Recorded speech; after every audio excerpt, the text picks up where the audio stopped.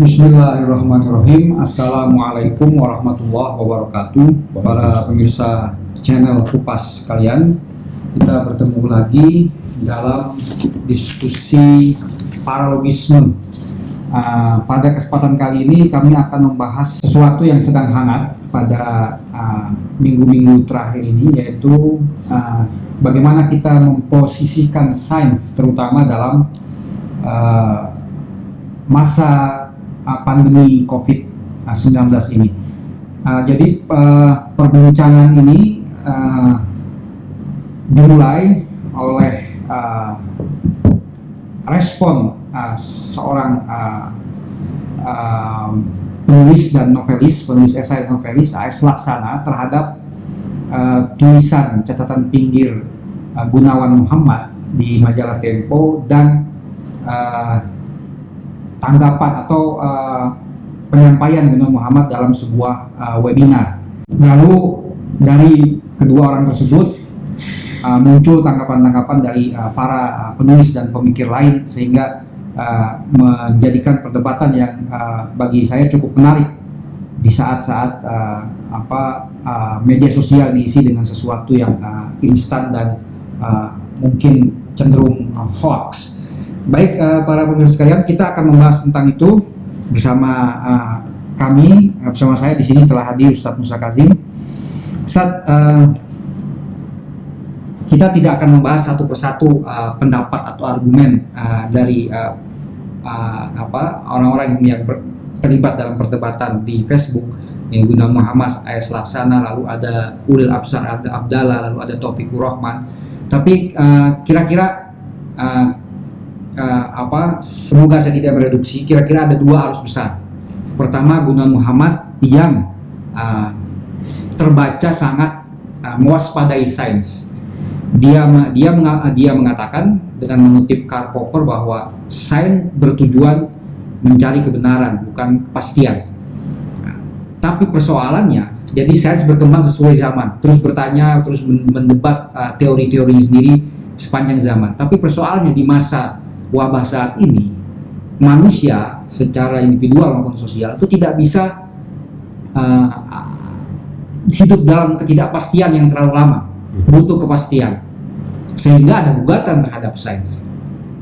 Nah, bagaimana menurut antum memposisikan sains di era atau di masa-masa sulit seperti ini, masa wabah yang membutuhkan jawaban-jawaban sains, sementara menurut saya Laksana, meskipun sains tidak menghadirkan kepastian, setidaknya itu yang terbaik yang sejauh ini, bahkan yang terutama yang sejauh ini yang manusia punya untuk mendapatkan informasi tentang diri dan dunianya. Oke. Ini sebenarnya ada beberapa pertanyaan dari sini. Pertama, tentang soal kepastian dan ketidakpastian. Apakah sains bisa menghasilkan kepastian? Saya kira kepastian itu harus kita anggap sebagai sesuatu yang berderajat-derajat. Jadi sesuatu yang sangat relatif. Kepastian bagi orang awam bukan kepastian bagi ilmuwan, pastinya. Sudah tidak lagi pasti. Hal-hal yang pasti buat orang awam tidak lagi pasti dan tidak lagi meyakinkan buat orang yang terus menggali. Jadi kepastian itu sendiri sesuatu yang dinamis. Dia relatif dan dia berkembang juga.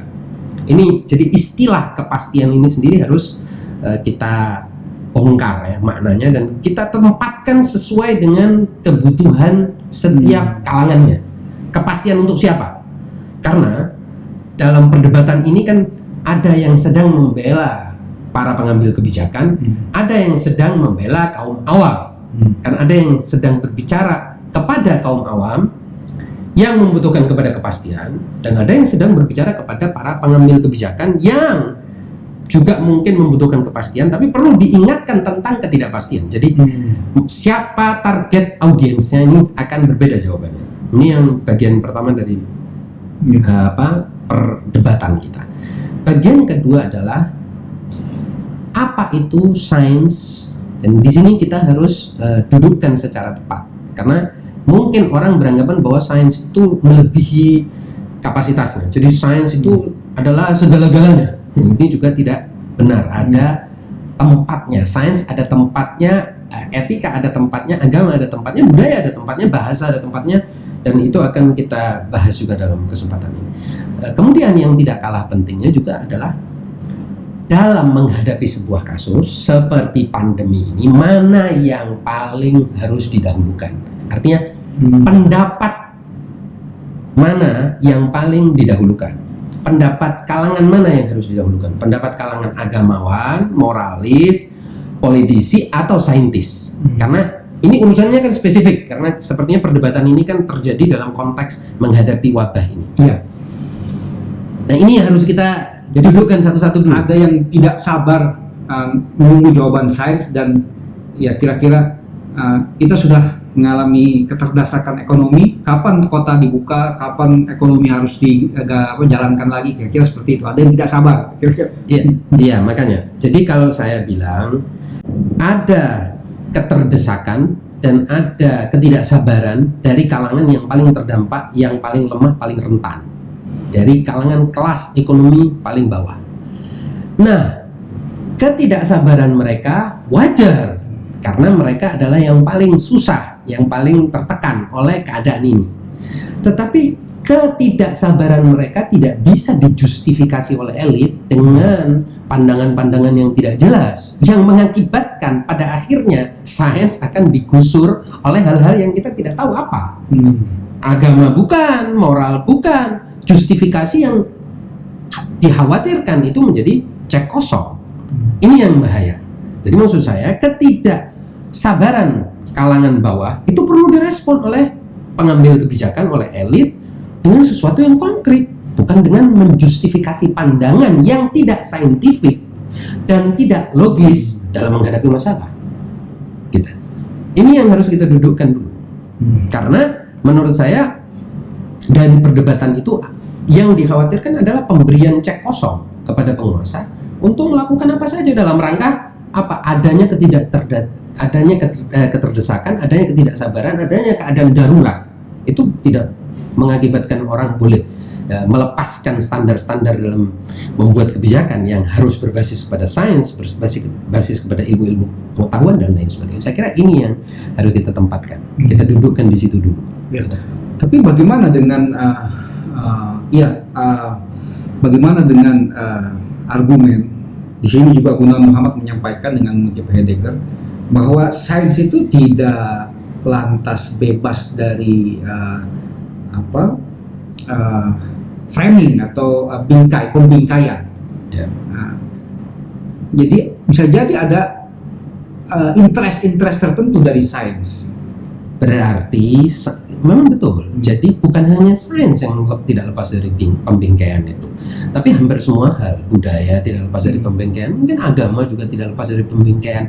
Jadi semua hal itu kan ketika masuk ke dalam ruang sosial, ruang manusia ini tadi, ruang kolektif, ruang makhluk-makhluk hidup ini tadi, dia apapun itu, wacana itu, ilmu itu, agama atau apa, dipermak sesuai dengan konteks dan bingkai yang ada. Jadi semuanya akan direduksi, tidak bisa berbicara seenaknya, tidak ada yang independen sepenuhnya. Saya kira hampir semua hal itu. Kita kalau baca misalnya sejarah agama, kita tahu bahwa pendapat-pendapat fikih tertentu, pendapat-pendapat agama tertentu, fatwa-fatwa tertentu, ini kan memang pesanan dari kekuasaan tertentu, rezim tertentu. Begitu juga pendapat-pendapat sains, begitu juga misalnya arah penelitian para saintis ini kan didorong oleh adanya biaya dan seterusnya. Saya kira maksud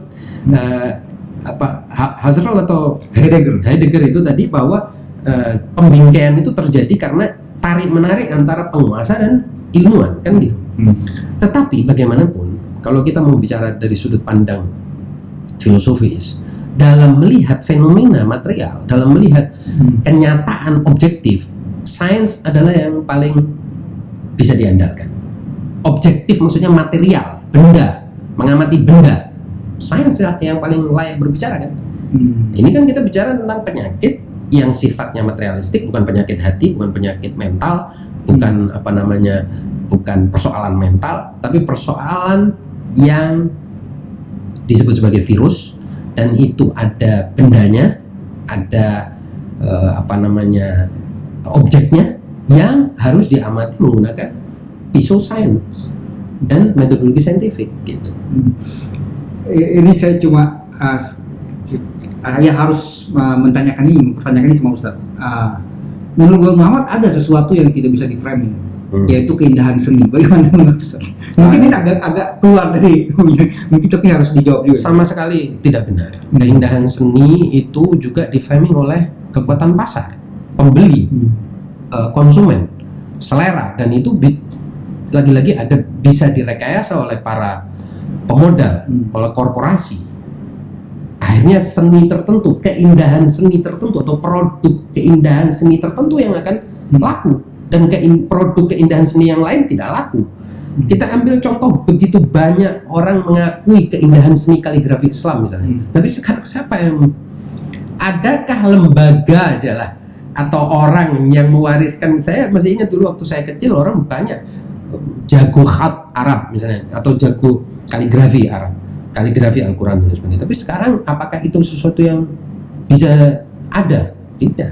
Jadi ada seni yang akan ditinggalkan orang karena tidak ada permintaan. Jadi ini kan berarti apa? Ada kekuatan pasar yang akan mendesak serangkaian seni tertentu yang hidup, yang lainnya terpaksa digusur. Dan ini kenyataan. Karena memang seperti tadi saya bilang, pada hakikatnya ketika kita masuk kepada kehidupan sosial, yang terjadi adalah konflik, konfrontasi, kontestasi, itu tidak bisa lepas. Selama manusia hidup di bumi, selama mereka punya syahwat, punya keinginan, dan punya ambisi, ya akan terjadi tarik-menarik ini sampai akhir masa. Dan pembingkaian itu adalah sesuatu yang bagian tidak terpisahkan dari kehidupan manusia. Ya, karena tadi yang punya kepentingan, kan pembingkaian ini terjadi karena adanya kepentingan-kepentingan. Yang punya kepentingan akan mendesakkan kepentingannya ke dalam ruang publik itu tadi, dan memaksa jenis-jenis tertentu, kategori-kategori pengetahuan tertentu, kategori-kategori seni tertentu yang boleh eksis. Nah, lalu bagaimana kita bisa melihat atau istilahnya menjalankan sesuatu yang setelah dalam tanda kutip tadi dibingkai tadi dalam sebuah keputusan publik, karena sains sudah di framing oleh kelompok saintis tertentu. Lalu bagaimana kita bisa mempercayai ini untuk sebuah keputusan publik? Ya, saya kira di sini letak pentingnya orang berada di garis tengah antara kepentingan perlunya ada kepastian dan fakta bahwa apapun yang dilakukan manusia itu tetap tidak pasti. Jadi di tengah-tengah itulah kita harus berjalan. Khususnya mereka yang berkuasa, yang mengambil kebijakan, yang memangku kebijakan, itu harus punya suatu kearifan untuk berada di titik tengah antara kenyataan perlunya sekian banyak orang ini perlu kepada kepastian, keadaan yang darurat, tetapi juga di sisi lain ketidakpastian dan perjalanan yang masih panjang dari ilmu pengetahuan, sedikitnya bahan ilmiah yang kita punya dan lain sebagainya, sehingga dia akan selalu punya kerendahan hati untuk memilih yang terbaik dengan cara yang paling bijak. Di sini jadi yang dituntut adalah kesadaran itu tadi. Jangan merasa bahwa karena ini ada keterdesakan maka ambil apa saja yang paling gampang. Dan ini kan sebab musabab kita menolak pembangunanisme ala Orde Baru dulu, bahwa mereka dulu terlalu mengandalkan pada pembangunan fisik, pembangunan yang sifatnya kita tahu pada akhirnya tidak berguna, hanya buang-buang harta kekayaan bangsa ini, dan juga menyebabkan bangsa ini di tingkat mayoritas justru tidak pernah mengalami mobilitas sosial, mobilitas ekonomi, tidak tambah kesejahteraannya, yang tambah cuma sekelompok kecil konglomerat. Ini kan perdebatan ini kritik ini kan valid sampai sekarang gara-gara pilihan yang seolah-olah waktu itu lupakan Orde Lama yang begitu menekankan kepada ideologi, retorika tentang pembangunan karakter bangsa lah, nation, karakter building dan lain sebagainya. Lupakan itu karena semuanya tidak membuat perut-perut orang kenyang, dan tidak membangun jalan, tol, infrastruktur, EPTN dan lain sebagainya. Maka dikerahkan seluruh tenaga untuk apa yang disebut sebagai pembangunan hingga menjadi sebuah ideologi. Pembangunan mengalahkan semuanya. Kebebasan pers tidak ada, kebebasan ilmiah tidak ada, kebebasan berpendapat tidak ada. Masyarakat dibiarkan tidak berkembang secara intelektual dan lain sebagainya atas nama apa? Pembangunan. Dan ini gara-gara itu tadi, mengira bahwa resep pembangunan itu mutlak pasti menghasilkan. Ternyata setelah sekian puluh tahun apa jadinya? Jadinya justru makin terpuruk. Jadinya justru resep itu memakan dirinya sendiri, yaitu ketika krisis ekonomi dan moneter, mereka yang begitu rupa berpegang pada ideologi ekonomi moneter ini malah tidak bisa merespon itu. Sekiranya mereka tidak sepenuhnya berpegang pada itu, sekiranya tidak semua telur itu dimasukkan di keranjang yang sama, barangkali kita masih bisa survive. Kita bisa melompat dari krisis itu. Nah, itu maksud saya, jangan pernah pengambil keputusan itu betul-betul mengira bahwa resep atau ada sebuah kepastian. Karena kebetulan ini kita lagi diskusi Pak Herman ya. Bahkan yang disebut oleh para dokter sendiri sebagai sehat, sakit, ini para dokter itu sendiri tidak pernah punya kepastian. Apa sih penyakit itu? Apa itu sehat gitu. Tapi harus tetap disampaikan kepada pasien yang awam. Nah, dan dengan catatan, pada saat ini Anda sakit A, pada saat ini, tapi setelah ini 10 menit kemudian saya nggak tahu sakit apa lagi. Atau pada saat ini Anda sehat, setelah check up dilihat dokter, pada saat ini Anda sehat, tapi sejam kemudian nggak tahu. Oleh sebab itu tidak bisa Anda menggugat dokter, misalnya Anda bilang dokter yang ahli misalnya, wah baru saja saya datang berkunjung ke Anda bilang sehat. Ya, tadi Anda berkunjung ke saya. Dan saya kira semua ilmuwan dengan latar belakang yang berbeda-beda punya pendapat yang sama. Ini yang menurut saya harus ada kemauan untuk berada di jalan yang tengah ini tadi, di antara kebutuhan untuk memastikan sesuatu dan kenyataan bahwa kita tidak akan pernah mendapatkan kepastian yang mutlak. Jadi menurut antum bahwa antum setuju bahwa sains adalah yang terbaik yang manusia mempunyai untuk memahami diri dan dunianya sejauh ini. Dan apakah pertanyaan sekarang yang ini juga disampaikan oleh beberapa orang yang merespon AS Laksana adalah pertanyaannya apakah sains mutlak tidak membutuhkan filsafat? Apakah sains tidak membutuhkan agama? Nah, kita masuk ke ranah antara sains, filsafat dan agama. Iya, ini jadi kalau kita lihat, saya kebetulan punya sebuah bagan ini yang menceritakan tentang wilayah ilmu pengetahuan. Di sini memang tidak ada agama, tapi kira-kira kita bisa akan mengekstrapolasi dari bagan ini. Di sini ada filsafat, ada logika, ada sains. Ini tiga-tiganya sama-sama memberikan kontribusi terhadap pemikiran manusia, terhadap korpus pengetahuan manusia, terhadap konten pengetahuan manusia. Semuanya memberi, semuanya mengisi itu, tapi dalam porsinya masing-masing. Sains itu porsinya adalah pada wilayah kebendaan. Ketika sesuatu itu bersifat bendawi, material, dia adalah wilayah sains. Karena sains punya perkakas, peralatan, metodologi, dan kejelian dan keajegan untuk melihat fenomena demi fenomena, kasus demi kasus, punya matematika untuk memverifikasinya dan lain sebagainya. Ketika wilayahnya benda itu artinya apa? Ya misalnya seperti pandemi ini, ini kan benda, namanya virus atau benda lah, materi, sesuatu yang bersifat material. Wilayah sains untuk menanggapi, melawan dalam tanda petik, meskipun saya tidak suka kata melawan, ya istilah mungkin lebih tepatnya adalah memahami virus ini dan memahami wabah itu, kemudian merespons dan memberikan rekomendasi respons terbaik untuk mengatasinya. Ini tetap wilayah sains. Oleh sebab itu kita pernah sampaikan di acara ini juga bahwa ulama-ulama besar pun fatwanya adalah ulama agama loh ini ya, ulama-ulama besar agama, fatwanya adalah ikuti arahan para dokter dan ahli di bidang pandemi atau epidemiologi ini. Jadi jelas untuk urusan ini wilayah sains. Jadi wilayah sains itu adalah wilayah benda, dan pertanyaan utama sains adalah mengapa. Mengapa benda ini seperti ini? Mengapa dia terbakar? Mengapa dia virus ini bisa menular? Mengapa dia terjadi di sini? Mengapa? Pertanyaannya adalah why, ya. Dan metodologinya observasi.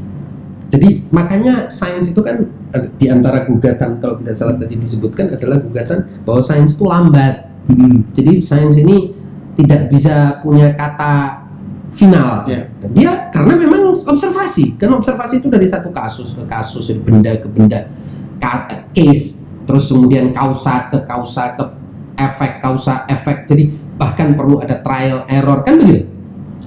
Tetapi dia adalah alat manusia untuk menjelajahi bumi ini dan menjelajahi bahkan alam raya yang terlihat ini, observable universe atau universum yang tampak.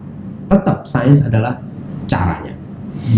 Tetapi sains tidak bisa berdiri sendiri karena tadi itu sains itu tidak bisa melakukan abstraksi, tidak bisa melakukan inferensi. Ini dalam perdebatan epistemologi kita bahas. Jadi sains itu betapapun dia hanya menghasilkan data-data, menghasilkan serangkaian, dapat mengekstraksi dari fakta-fakta yang ada ini serangkaian data, yang data itu masih perlu diolah untuk menghasilkan kesimpulan-kesimpulan. Nah, pengolahannya ini menggunakan logika. Nah, oleh sebab itu logika itu berisi konsep-konsep. Jadi supaya ada konsep-konsep, karena kan data-data raw material data itu tadi, data-data kasar itu, data-data yang sangat mentah itu kan diekstraksi, diabstraksi, dijadikan konsep. Dari situ pertanyaannya adalah apakah. Jadi kita kaitkan lagi di situ dengan pertanyaan yang ada di dalam filsafat. Nah, filsafat itu bertanya tentang adakah. Jadi setelah, jadi ini tiga-tiga ini bisa saling memperkuat. Jadi ketika sesuatu itu sudah ada kan tidak bisa ditolak. Adakah? Itu pertanyaan filsafat. Adakah dia? Ada, ya sudah. Berarti masuk wilayah filsafat. Filsafatnya harusnya lebih umum. Tapi kemudian apa sih yang ada itu? Ketika pertanyaannya tentang apa dia, definisi, dia masuk ke dalam logika. Jadi logika yang harus menjawab tentang apa itu. Nah, oleh sebab itu logika itu dua bahan utama atau dua bab utama dalam logika adalah definisi dan analisis. Bahan utamanya dan juga ada argumen, ya. Jadi ada sebetulnya tiga bab utama dalam logika: ta'rif, al-hujjah. Ta'rif itu adalah definisi, hujjah adalah membangun argumen. Kalau kita mau memverifikasinya, membenarkannya, mengutarakannya dan seterusnya. Oleh sebab itu wilayah bahasa, wilayah wacana manusia. Dan wilayah nutuk manusia yang disebut sebagai al-insan hayawanun natik, manusia binatang yang berbicara atau berwacana, itu wilayahnya itu.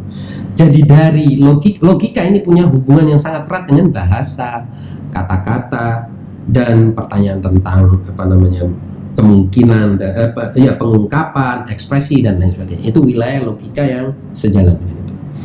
Nah, menurut saya dalam menghadapi kasus-kasus seperti wabah dan juga kehidupan material manusia pada umumnya, sains tetap yang terbaik, alat yang terbaik.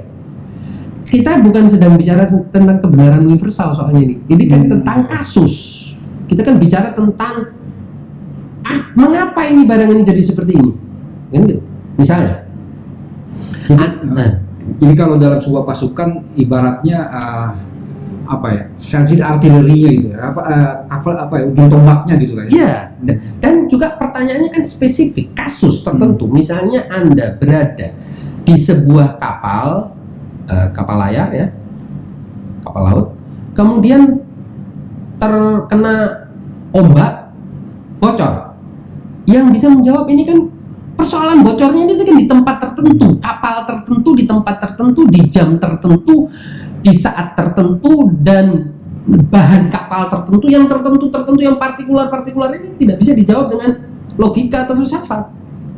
Betul, filsafat akan bilang yang bisa menjawab ini adalah pakar tentang kapal ini dengan bahan-bahan ini di waktu seperti ini. Artinya masing-masing, jadi seolah-olah dirijennya itu filsafat. Logika mendefinisikan ilmu apa yang paling tepat untuk menanggapi ini, ilmu cuaca kah, kah, apakah ilmu metalurgi kah, ilmu navigasi kah, apa ilmu yang paling tepat merespon kasus kebocoran kapal ini? Itu logika. Filsafat secara umum akan bilang kembalikan kepada pakar. Itu jawaban filsafat. Oleh sebab itu agama juga seperti filsafat karena wilayahnya juga wilayah yang sangat transendental dan universal, ya akan punya jawaban yang sama. Kembalikan kepada pakar-pakarnya, gitu. Sekaligus kalau agama ditambahkan, selain kembalikan kepada pakarnya, berdoa minta kepada Tuhan, karena dia yang tetap akan memiliki kausa prima untuk efek yang paling tinggi dan lain sebagainya. Barangkali pakar bisa hadir dengan doamu. Nah, itu kalau agama. Tapi filsafat dia kembalikan kepada pakar. Siapa pakarnya? Logika yang akan mendefinisikan. Karena logika kan ada klasifikasi ilmu. Nah, itu menurut saya. Jadi boleh nggak saya bilang bahwa kalau kita ingin bertanya soal ada, Ya. itu bukan sains tempatnya. Nah, bukan sains. Karena itu sudah dijawab dalam filsafat. Adakah itu benda? Itu filsafat. Oleh sebab itu sains tidak boleh. Makanya para filosof mengatakan sains itu tidak punya aspek negatif. Sains itu tidak bisa menafikan sesuatu. Tidak bisa. Tidak bisa saintis bilang tidak ada benda di planet Mars. Tidak bisa saintis. Saintis hanya perlu ke sana, mengobservasi ada nggak kehidupan di sana. Tapi dia menafikan kehidupan di sana bukan wewenang saintis dan tidak bisa karena belum observasi. Karena kan dia belum datang ke sana untuk mengatakan ada apa di sana. Filsafat di sisi lain bisa. Karena filsafat bilang mustahilkah kehidupan di Mars? Tidak mustahil. Oke, kalau tidak mustahil berarti dia adalah suatu kemungkinan. Kalau dia suatu kemungkinan, berarti bisa jadi terjadi. Bahkan ada kaidah, sesuatu yang mungkin akan terjadi. Itu kalau tidak salah juga hukum Murphy juga menyatakan hal yang sama, tapi dari sisi negatifnya. Suatu yang suatu yang akan salah, ya, what can go wrong will go wrong. Sesuatu yang akan dapat salah akan menjadi salah. Dan bisa jadi salah akan salah. Berarti jika penjelasan seperti itu semestinya tidak ada semacam pertarungan antara sains dan agama. Sama sekali tidak ada. Atau sains dan filsafat. Nah, sains dan filsafat dan sains dan agama memang bertarung. Lagi-lagi, pertarungan ini sendiri adalah framing. Kalau istilahnya pertarungan saintis dengan filosof atau sains dengan filsafat dan sains dengan agama dengan filsafat, ini juga pertarungan yang di-framing oleh kontestasi kekuasaan yang ada. Kita bisa lihat itu dalam sejarah bahwa ketika rajanya itu dimusuhi oleh para filosof atau rajanya atau penguasanya ini tidak suka dengan wacana filosofis yang sedang berkembang, Atau saintis yang juga ada inkuisisi tertentu terhadap saintis di zaman dulu. di zaman dulu ya, intinya kalau mereka tidak suka kepada saintis dan kepada gerakan saintis, barangkali saintis sedang membangun sesuatu yang dapat menjatuhkan wibawa kekuasaan atau menggugat atau menyebabkan kepentingan ekonomi mereka jadi jatuh, mereka akan habisi. Contoh sederhana begini Pak. Dalam riset yang saya baca dinyatakan bahwa sejak semula sebetulnya 1900-an awal itu ada dua proposal yang datang datang ke mejanya Robert Ford, pemilik Ford, mobil Ford. Yang satu adalah mobil BBM, yang satu adalah mobil dengan listrik. Jadi mobil listrik itu sudah ada juga karena waktu itu sudah ditemukan listrik. Tetapi kenapa Ford ini kemudian Henry Ford ya, Robert Ford itu Henry Ford itu kenapa kemudian dia memilih mobil BBM? Karena ketika itu yang bisa membeli mobil dia adalah industriawan minyak dari Texas, dan waktu itu awal dari penemuan minyak di Amerika dan sejumlah negara lain. Mereka berangkat, Ford bilang, kalau saya bikin mobil listrik, siapa yang beli? Orang calon pembelinya ini adalah pedagang minyak kok. Maka diputuskanlah mobil itu mobil berbasis fuel atau berbasis fosil BBM. Jadi keputusan ini bukan keputusan saintifik, ini keputusan kepentingan ekonomi si industriawan otomotif. Kan pelaku industri otomotif ketika itu tahu bahwa mobil listrik itu sesuatu yang sangat viable, sangat visible. Kenapa dia memilih BBM, mobil BBM? Karena mobil BBM itu ada pembelinya. Pembelinya siapa? Mereka yang punya pengusaha minyak, punya sumur-sumur minyak, dan mereka yang punya duit. Mereka lah yang membangun Amerika. Nah, kalau kita kemudian mengembangkan mobil berbasis listrik, mereka yang jadi miskin, saya juga nggak ada pembeli. Jadi ada sangat menguntungkan dari pilihan tersebut. Iya, dan itu sebetulnya kehidupan manusia itu sedari dulu begitu. Kehidupan manusia itu bukan kebenaran yang rasional, yang absolut itu penghayatan batin segelintir orang. Kenyataannya manusia hidup dengan akumulasi kepentingan-kepentingan ini tadi, interaksi kepentingan-kepentingan itu, interaksi versus interaksi. Mana yang keluar dari itu? Nggak ada. Semuanya seperti itu. Ya, ada dua ya dalam perubahan ini ada istilah kepongahan. Ya, dan saya lihat juga baik di kubu saintis maupun di kubu filsafat itu ada kepongahan. Misalkan ya meskipun dua-duanya itu saling dicampur, ada saintis yang juga filosof, ada filosof yang juga saintis. Tapi yang pro dengan sains mengatakan bahwa kira-kira bagaimanapun sejelek-jeleknya saya atau sains, saya yang paling menyumbang terhadap kemajuan peradaban manusia. Banyak hal yang bisa disumbangkan oleh sains, misalkan dalam dunia kedokteran, dalam teknologi. Lalu dari sisi yang pro dengan filsafat dan merendahkan sains, mengatakan sains ini ilmuwan kecil, karena tidak bisa mengetahui alam semesta secara keseluruhan. Itu kalau tadi aku sudah jelaskan panjang, tapi kesimpulannya itu kepongahan-kepongahan seperti ini tidak benar. Menurut saya dua-duanya salah. Karena siapapun yang pongah, apakah dia filosof ataupun saintis ataupun agamawan, dia tidak tahu dirinya dan tidak tahu alamnya dan tidak tahu Tuhannya dan tidak tahu realitas. Orang pongah itu pasti bodoh dari sudut pandang manapun kita melihatnya. Di samping itu, sebetulnya dari sudut pandang filsafat Islam, banyak yang mengira bahwa filsafat Islam itu merendahkan sains, padahal itu sebenarnya sesuatu yang salah betul. Jadi pandangan bahwa filsafat Islam itu merendahkan sains dan menimbulkan akal semata-mata itu batil dan juga sudah terbantahkan dengan, terutama dengan karya besar dari ulama, menurut saya ulama terbesar abad ini, Islam terbesar abad ini, pemikir dan filosof, yaitu Syekh Muhammad Baqir Sadr. Muhammad Baqir Sadr menyatakan di dalam bukunya Usus Mantiqiyah al-Istiqra' bahwa untuk mencapai kepada kebenaran itu tidak hanya harus melalui deduksi seperti yang ini dipaksakan oleh kaum rasionalis, bahwa saintis itu tidak akan bisa punya kesimpulan universal kecuali menggunakan deduksi, kecuali silogisme. Tidak. Bagi saudara membuktikan tidak, induksi itu bisa mencapai kepada kebenaran, dan dia membuktikan bahwa induksi memiliki derajat kebenaran yang sama dengan deduksi. Jadi tidak harus orang berangkat dari yang universal untuk mencapai yang universal.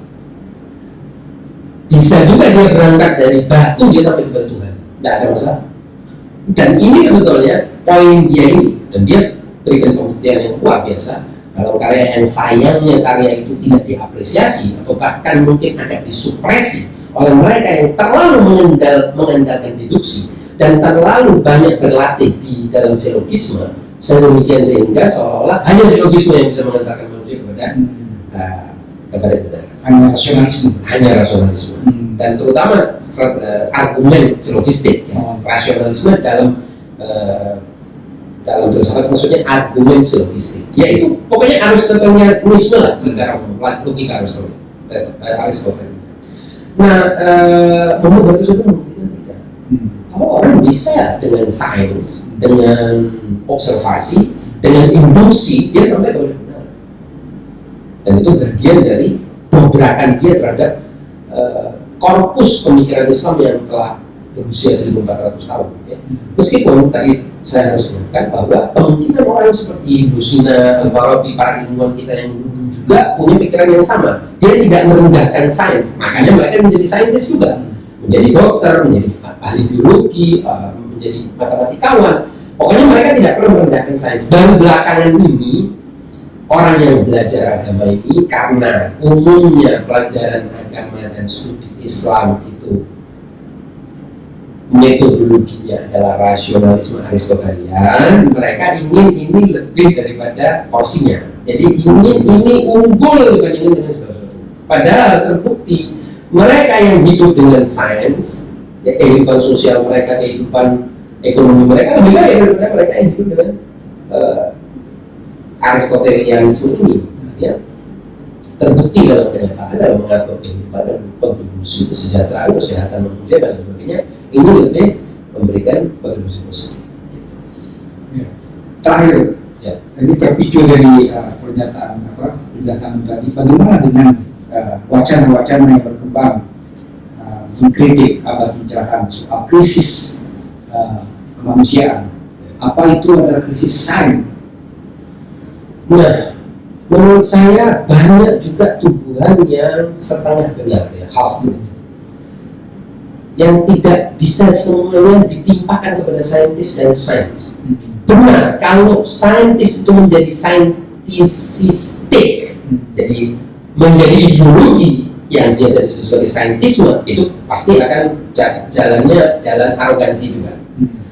Tapi tidak semua saintis begitu, dan tidak semua sains itu seperti itu. Seperti juga agama, seperti juga filsafat. Filsafat juga bisa menghasilkan rasisme, bisa menghasilkan pemikiran diskriminatif, bisa justifikasi filsafat juga bisa melahirkan sesuatu yang buruk bagi kehidupan manusia, bisa menyebabkan manusia jadi kerdil dan seterusnya. Nah, intinya kalau menurut saya agama juga bisa, ya. Jadi sama aja, semua bisa. Intinya menurut saya tidak bisa kita timpakan semua krisis modern dan krisis abad pertengahan, mulai dari era pencerahan atau renaissance sampai sekarang ini kepada sains. Bahkan kalau mau ambil kasus spesifik, misalnya ada yang mengira bahwa ini buktinya Amerika, Eropa gagal mengatasi COVID-19 ini dan berbagai dampak sosial, politik, dan ekonominya, padahal mereka, masyarakat barat ini mengandalkan sains. Belum tentu, kan ada juga banyak saintis yang bilang cara-cara Donald Trump yang menyebabkan kegagalan dia dalam menghadapi krisis wabah ini justru karena dia tidak saintifik.